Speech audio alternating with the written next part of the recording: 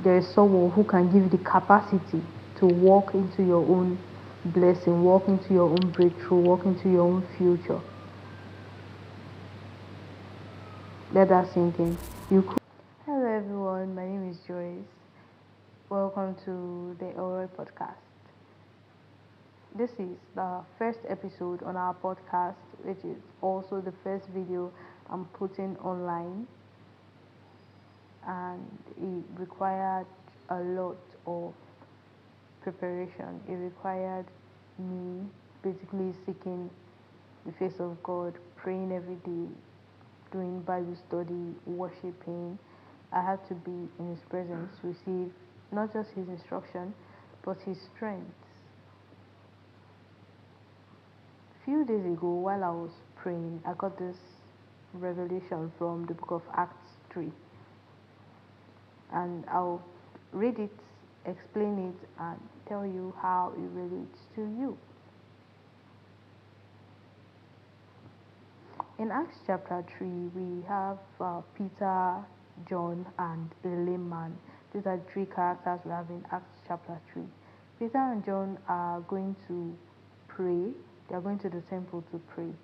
But this lame man is seated by the gates, the beautiful gates that lead into the temple courts. He's there every day. He's asking for money, begging, asking for resources, anything to keep him till the next day. And he calls out to Peter and John. He calls out that they should give him something, obviously. And Peter looks at him. He looks at him with intensity. He looks at him directly. And he also asks the man to do the same. He asks him to look at him. Look at me back. The man looks at him, but he's expecting. He has this faith, this ready attitude to receive whatever Peter has to give him. But Peter says, I don't have silver or gold. What I do have, I'll give it to you. In the name of Jesus, rise up and walk. Peter also offers a hand and leads him straight into the temple court. Now, there are three things that I want you to highlight in this story. Number one, or more like four things I want you to highlight in this story. Number one, this lame man is seated right before the temple courts where praise, worship, joy is going on. He's seated there and he's begging daily. He's begging for sustenance. He's begging for whatever the people can offer him. That's the number one thing. The number two thing is he sees Peter and John. He calls out to them. He calls out to them, and Peter looks at him. Okay, so he calls out to them. The third thing is Peter looks at him and asks him to look back. Did you get that? Peter asks him to look back. It's not just a one-way interaction, because even be walking, the beggar has his attention elsewhere. The person is walking, looks at the beggar, throws change, but the beggar is focused on probably another target or focused on something else. So it's like almost a one-way interaction where one person is looking, and if both of them look at each other, it's not intense. There's no hidden conversation between both of them. It's just a look. Oh, thank you for giving me this cash. Or the person just throws it, looks at him, and walks away. It's a mindless interaction. It's just like going through the motions. So Peter not only looks but asks him to look back, so their eyes most likely meet. And Peter is looking. The first thing I want you to pay attention to is the man, as he's looking at Peter, he's expecting something. He's expecting probably daily sustenance as the other people have been giving him, right? But Peter says, I have none of that to give you, and instead helps the man walk. But the fourth thing I want you to look at here is he had faith. He was expecting something. The reason for this talk today is that you might be the layman sitting at the gate. You might be the layman asking other people, asking humans for daily sustenance. When there is someone who can give you the capacity to walk into your own blessing, walk into your own breakthrough, walk into your own future. Let that sink in. You could be the layman sitting at the gates, asking for cash, asking for help, asking, borrowing, whatever it is that you are doing. You are doing that. You could be the layman. When you could be doing that when there is someone else, a higher authority, someone with the power to help you walk into your calling, to help you be sustained for years, seasons, months. It could be you. And there are 4 practical ways for you to gain this ability, for you to walk in the calling that you have been placed in, for you to get your joy, for you to get your breakthrough, for you to be like the layman, stand up, walk, and leap into the courts with joy. We already mentioned 4 things, and those are also the practical aspects.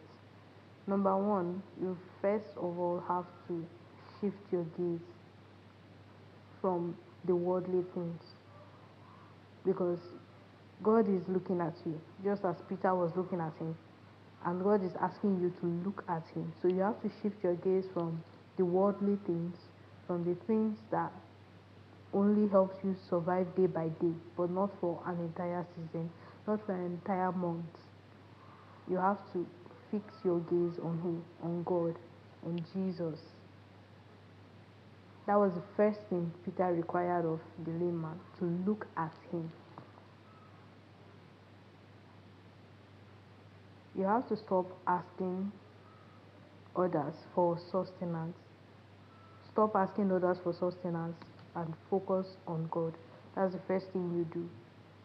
What does it look like to stop asking others and focus on God? 1, you have to come in the place of prayer and tell God your burdens. You have to tell him that this is the actual situation that I'm going through. This is what I need your help with. This is how I need you to come through for me. Be very honest. Tell him through prayer, through praise, through worship, through journaling. You could just sit down, say, God, this is my situation. This is how things are going on in my life. That's you looking at him. And God has always been looking at you. Hence the title of this podcast, the El-Roi Podcast, The God Who Sees Me. He's always looking at you. And this time he is demanding that you do the same. You look back at him. You look at him, not just for looking sake, but you look at him and you also expect to receive something. That's our second point. So as you're looking at God, you also have to be expectant. When I say be expectant, I mean your heart should be open, your mind should be open, such that if you're asking God for a car and he gives you the strength to walk, you accept it. It's not always the situation, it's not always the case, but there are cases like that. Because you could be asking God for a car, but you don't have the funds to maintain that car. That car could probably be a source of problem for you later on in the future, which is not what we're talking about. What we're talking about is having an open mind. You have to have an open mind that regardless of whatever you ask, you are ready to receive. The lame man was asking for money. He was asking for daily sustenance. But Peter says, I did not have silver or gold. If the lame man did not have an open heart, he could have easily dismissed Peter and John after Peter had made that sentence, and he would remain at the gate. He would remain seated at the gate. He wouldn't receive his healing. He wouldn't receive the ability to walk. He wouldn't leap with joy into the temple courts. No. So, when you come to God, you have to come expectant that even if God doesn't give you silver and gold, you will receive whatever else He has to give you. And in the layman's case, it was his ability to walk. It was the name Jesus. Obviously, the layman was looking for food. He was asking for food. But God gave him the ability to walk. And if he can walk, he can most definitely do something with his hands. Probably have a trade or open a business or work under somebody else. And his food is sure, is it not? But if he had insisted on that money, that's what he wants, he will continue begging for the rest of his life, wouldn't he?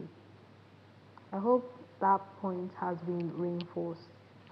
So, number one, you have to look at God. You have to be honest with Him. Tell Him your heart. Always submit to Him. That's what it means to look at Him. Number two, be expectant. Practice faith. Even when your faith is not strong enough. There's a passage in the Bible where a man cried out. I think he wanted Jesus to heal his daughter, but he didn't have the faith for it. You know what he did? He cried out to God. He cried out to Jesus, help my unbelief. He asked God to give him faith. He asked God to give him faith. And you can do so too. You can ask God for faith. You can ask God for strength. The third thing is Peter offered hands to the lame man and helped him leap in joy into the court. You have to also accept the hand that God is giving you. And when you accept it, you have to hold on to it because the situation may be tough. You holding that hand is for your own sake, for your own safety. Looking at the lame man, he has been lame for how long? Years. He has been sitting at that gate. Sitting. They most likely carried him because he couldn't walk, he couldn't stand. Imagine. So, accept the hand that God gives and hold on to it tightly. Peter offered his hand to transfer his strength to the man. Peter offered his hand so he could be the man's strength. He could be the man's source of, I'll still use the word strength because nothing else comes into mind, but that's what God is offering you his hand for. He wants to be your strength. He wants to be your shield. He wants to be that which you will come to lay on when things get hard, when your own strength can't make your bones strong, when your own strength can't make your bones rise up as they should. You have to hold on to his hands. Another reason why you have to hold on to his hands is because your turnaround may not be immediate. The Bible doesn't actually record how many minutes or hours it took for the man to be able to stand.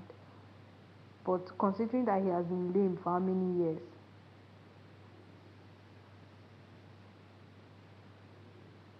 he could have been held.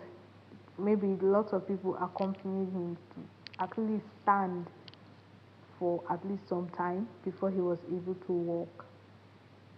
Your situation might not be something that necessarily needs an immediate turnaround because you still need to build the strength for your bones. You still need to rewire your brain to remind your brain that, oh, there's still a part of my body that hasn't been used. Because who knows, his brain could have automatically disconnected his legs. So his brain needs to be rewired, reset that, oh, there's still another part of my body below my, I think, torso. Yeah. So you need to hold on to God because your situation wouldn't turn around immediately. You still need to grow. You still need a renewal. And you still need his strength and you still need to trust in him. You still need his grace and his favor for you to actually start leaping into your calling, into your breakthrough. I pray that as we call unto God, that He works on our hearts for it to be open minded. I also ask that He gives us the strength to trust Him, the strength to hold on to Him. I also pray that He gives us grace and helps us to not only align but obey His will in the name of Jesus. Thank you for joining us today. This is the El-Roi Podcast, and my name is Joyce. If this message helped you shift your gaze from the things of the world to God, who has always been looking out for you and looking at you, stretching His arms out to you, I would love it if you like, subscribe, comment on which part resonates with you, and also share it to those who you think would need to know that God is looking at them. The next thing I would love for you to do is to check out my next video, which tells you that there is a book written about you. There is a book that has your name. Even if you didn't know, and even if you knew, it would be nice for you to check it out and know what to do next.